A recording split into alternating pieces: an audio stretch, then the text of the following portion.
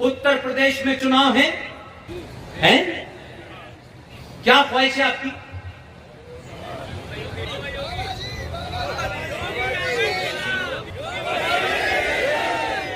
ये ध्यान रखिएगा, सत्ता में उसको बिठाइए जो राष्ट्र के लिए कुर्सी पे लात मारते हैं, और जो कुर्सी से चिपक जाए उसे परमानेंटली उठा दीजिए।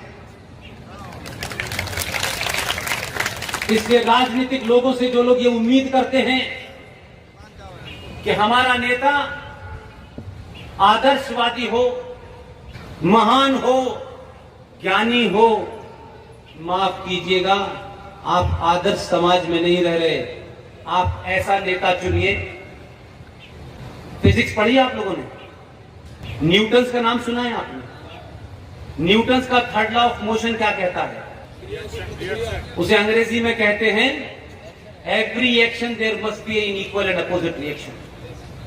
और ये हम सब जो लोग हैं साइंस पे जीते हैं, क्योंकि सनातन को ही साइंस कहा जाता है। 1947 में एक आदमी ने Newton's third law of motion की परिभाषा गलत पढ़ ली थी। गांधी जी ने न्यूटन की परिभाषा गलत पढ़ ली, पूरे देश को पढ़ दी। उन्होंने कहा एक चांटा कोई मारे तुम दूसरा गाल आगे कर देना, ये तो न्यूटन थर्ड लॉ के खिलाफ है।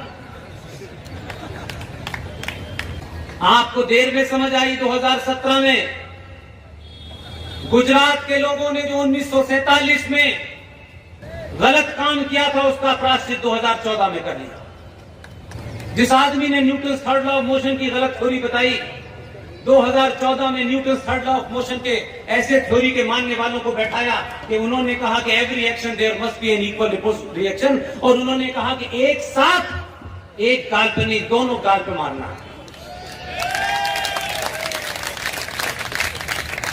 इसलिए कौन कह रहा है कि समाज नहीं बदला? अभी तो बहुत थोड़ा सा बदला है। और जो आपको सुबह शाम धमकियां देते हैं, जो ऊंट की पीठ पे खड़े होकर खजूर तोड़ रहे थे, जो दुनिया को ज्ञान देते हैं, शर्माइए नहीं, अपने होने पे एहसास कीजिए। आपके अंदर जो कुंठा भर दी गई है उसे निकालिए। दुनिया में आपसे कोई गौरवशाली इतिहास का देश नहीं है, कोई संस्कृति नहीं है, कोई सभ्यता नहीं है। आप जिनके वंशज हैं, आप जरा उनको याद तो करिए। आपको कौन डरा रहा है? कभी कभी मुझे लगता है कि जुगनू सूरज को डराने की कोशिश कर रहे हैं। जो कहते हैं हम मुसलमान हैं, तो हमने कब कहा तुम नहीं मुसलमान? दिन रात उन्हें मुसलमान होने का बहुत शौक है। मुसलमान है, मुसलमान है, अल्लाह ने ये किया। अरे ठीक है, किया, अच्छी बात है ना, तो हमसे क्या कह रहे हो? लेकिन एहसान फरामोश है, मक्कार हैं, झूठे हैं। सच बोलना चाहिए उन्हें। हमें अल्लाह पे पूरा यकीन है, भगवान पे पूरा यकीन है। हमने उसकी जात पे कोई सवाल नहीं उठाया, कभी नहीं उठाया। हजारों हजारों साल से हम ये मानते हैं कोई शक्ति है जो इस दुनिया को चला रही है। ये सूरज का निकलना, ये पानी का बरसना, ये सूखा पड़ना, ये गेहूं की फसल, ये आम की फसल, ये उसका नजारा है।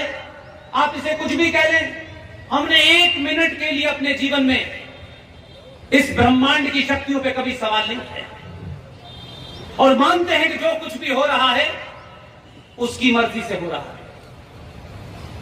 मैं वेदांत जी से मैं समझता हूं कि 1990 में या 92 में मैंने देखा, मैं यहां आया तब भी मुझे पता नहीं था कि मैं आज वेदांत जी से मिलूंगा।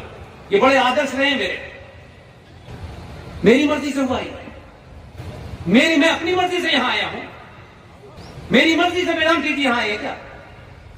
इसलिए किसी की मर्जी है, इसलिए हम यहां, इसलिए उसकी मर्जी से पत्ता हिलता है, उसकी मर्जी से हवा चलती है, उसकी मर्जी के बगैर कुछ नहीं हो सकता, उसकी मर्जी के बगैर कोई कुछ कर भी नहीं सकता, और उसी की मर्जी है, इसीलिए 2014 में आया है। कुरान मजीद में बड़ा साफ साफ लिखा हुआ है,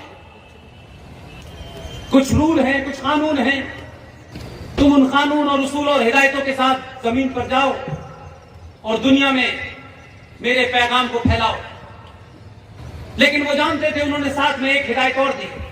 उन्होंने कहा कि मेरी हिदायतों की खिलाफवर्जी की, मेरे बताए रास्ते से तुम हटे, मेरी बातों को अगर तुमने नहीं माना तो मैं इसी धरती पर ऐसे लोग भेजूंगा जो तुम्हें रास्ते पर ले आएंगे।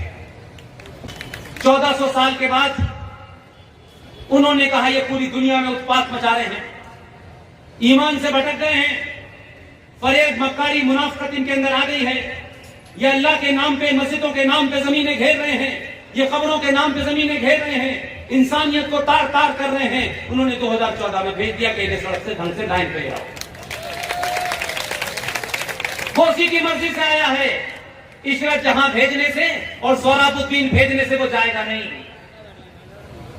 बहुत समझाया उसने, प्यार से समझाया, अपना नारा बदल लिया जिसकी बात वेदांती जी कह रहे थे। शुरू में सबका साथ सबका विकास था, उसने कहा ये शायद समझ जाए, उसने कहा सबका विश्वास, लेकिन वो कहां मानने वाले थे। अल्लाह बहुत नाराज था, एक से काम नहीं चलेगा, 19 में दूसरा भेजो। उन्होंने निगाह में नहीं, मुझे कहां कहां अत्याचार सबसे ज्यादा हो रहा है, बेईमानी फरेब कहां हो रहा है। जिनका मुसल्लत ईमान था, कंप्लीट ईमान था, वो ईमान वाले बेईमान हो गए। उन्होंने कहा पूरी दुनिया में उत्पात बचा रहे हैं और हिंदुस्तान में एक ही सूबा है जो सबसे बड़ा है। उन्होंने कहा 2017 में यह भी भेजो।